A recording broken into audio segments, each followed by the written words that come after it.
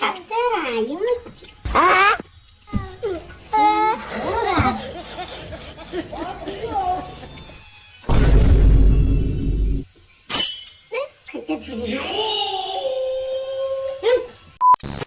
So hello everyone, কেমন আছো সবাই? আমি তোমাদের ক্রেজি রূপা চলে এলাম আবার একটি নতুন ব্লগ ভিডিও নিয়ে।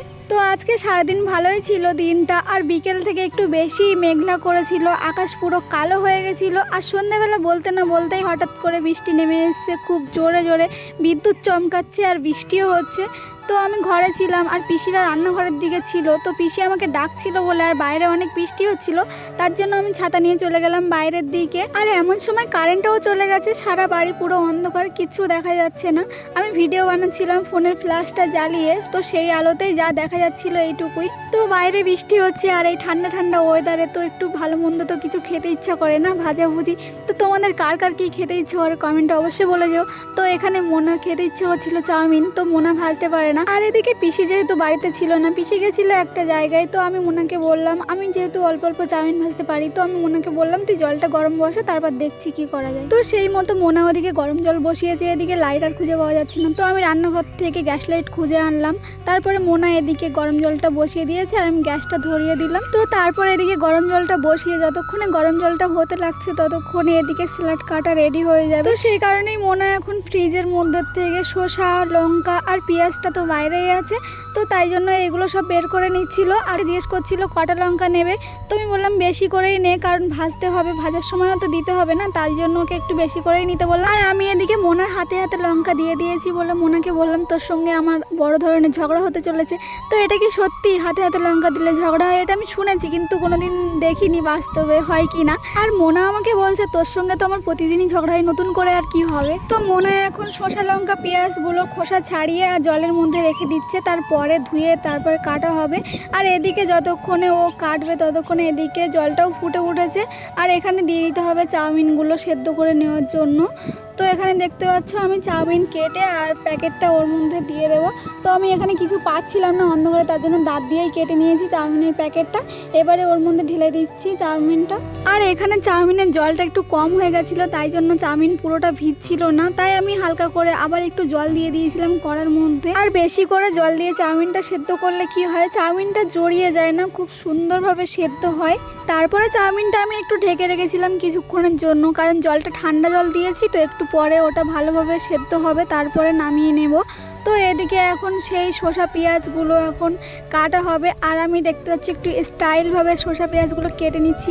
তো এরকমভাবে যদি আমি স্টাইলভাবে শসা পেঁয়াজ কাটতে পারতাম কতই না ভালো হতো বলো। তো এসব যদি শিখতে হয় তাহলে আমাকে জাদুবিদ্যা শিখতে হবে, আর জাদুবিদ্যা কীভাবে শেখে জানা নেই, আর সত্যিই কি এরকম জাদু হয়। তো যাই হোক, তারপরে আমি চাউমিনের ঢাকাটা খুলে হালকা নেড়ে চেড়ে দেখে নিচ্ছিলাম চাউমিনটা ভালোভাবে সেদ্ধ হয়েছে কিনা।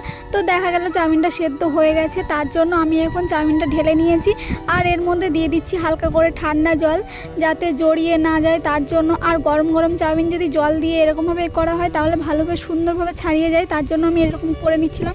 তো দেখতেই পাচ্ছ এখন চাউমিনটা কত সুন্দর ঝরঝরে হয়ে গেছে, একটাও কিন্তু জড়িয়ে লেগে নেই। তো তারপরে এখন চাউমিন রেডি করে সব কিছু রেডি হয়ে গেছে। এখন কড়াটা গরম হয়ে গেছে কিনা আমি একটু দেখে নিচ্ছিলাম।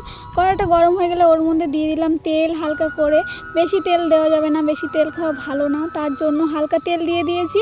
আর একটুখানি তেল দিয়েছিলাম পরে, তো সেটা দেখাইনি। তো তারপর দেখতে পাচ্ছ এখন আমি কাটা পেঁয়াজগুলো দিয়ে দিচ্ছি। তেলটা গরম হয়ে যাওয়ার পরে এর মধ্যে দিয়ে দেবো একটু লঙ্কা, বেশি লঙ্কা দেব না, আমি আবার লঙ্কা খেতে পারি না। যদি লঙ্কা কম হয় তাহলে পরে নেওয়া যাবে, কিন্তু বেশি হলে তো খাওয়া যাবে না, তাই না? তো এখানে দেখতে পাচ্ছ আমি লঙ্কা পেঁয়াজ সব কিছু দিয়ে দিয়েছি, দিয়ে ভালো করে নেড়ে চেড়ে একটু লাল লাল হয়ে যখন ভাজা হয়ে যাবে তারপরে এর মধ্যে ডিম দিয়ে দেব। তার আগে এর মধ্যে একটু দিয়ে দিয়েছিলাম হলুদ, কারণ এটা বাড়িতে ভেজে খাওয়া হচ্ছে, তার জন্য। এটা তো আর দোকানের খাওয়া হচ্ছে না, তাই জন্য এখানে আর অন্য কিছু মিক্স করিনি। তারপর এর মধ্যে দিয়ে দিচ্ছি এখন ডিম, আর ডিমটা যেহেতু আলাদাভাবে আগে থেকে ভাজা ছিল না তার জন্য এর মধ্যেই দিয়ে দিয়েছি একেবারে। তারপরে ভালোভাবে নেড়ে চেড়ে ডিমটা যখন একটু ভাজা ভাজা হয়ে যাবে সুন্দরভাবে, তখন এর মধ্যে দিয়ে দেওয়া হবে চাউমিন। তো এখন দিয়ে দিচ্ছে মোনা চাউমিনটা, আর আমি এখানে নাড়াচাড়া করতে পারছিলাম না, পিসিও চলে এসেছিলো, তার জন্য পিসি আমার থেকে খুন্তিটা নিয়ে পিসি নাড়াচাড়া করছিল আর আমি ভিডিও বানাচ্ছিলাম। আর এখানে দেখতে পাচ্ছ এর মধ্যে দিয়ে দিয়েছে হালকা করে মশলা। আর আমি সব কিছু একটু টেস্ট করে দেখছিলাম, তার জন্য আমার হাতে একটু দিতে বললাম।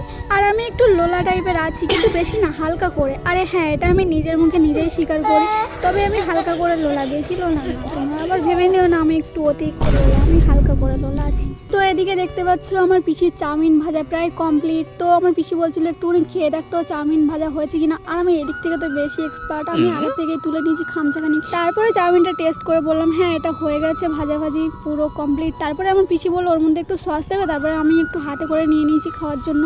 আমি তো লোলা আগেই বলে দিলাম, তার জন্য একটুখানি নিয়ে নিয়েছি। তারপর পিসি এখানে হালকা করে সস দিয়ে দিয়েছে, তারপরে ভেজে টেজে ভালো করে একেবারে খাবার মতন হয়ে গেছে। তারপরে দেখতে পাচ্ছ এখন পিসি সার্ভিস ওই কী বলে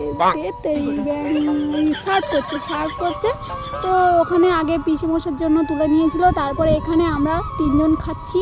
তো স্যালাড মিশিয়ে নিয়েছি। আর আগে এখানে মোনা টেস্ট করছে, তো মোনা টেস্ট করে বলল খুব সুন্দর হয়েছে চাউমিনটা। তারপরে বললাম ঠিক আছে আমি একটু টেস্ট করি দেখি কেমন লাগছে।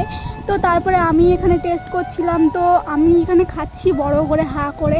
আর আমার পিসি বলছে এত বড় করে হা করছে দেখো না। তারপরে আমার খুব হাসি পেয়ে গেছিলো। তো তারপরে আমরা খেয়ে দিয়ে, চাউমিনটা কিন্তু হেভি টেস্ট হয়েছিল ঘরোয়ানার মধ্যে, তো আর বলা যাবে না সেই টেস্ট। তো আজকের এই ভিডিওটা কেমন লাগলো সেটা কমেন্টে অবশ্যই বলে যাবো। আর ভালো লাগলে একটা লাইক করে দিও টুক করে, আর আমার চ্যানেলটাকে সাবস্ক্রাইব করে দিও। টাটা।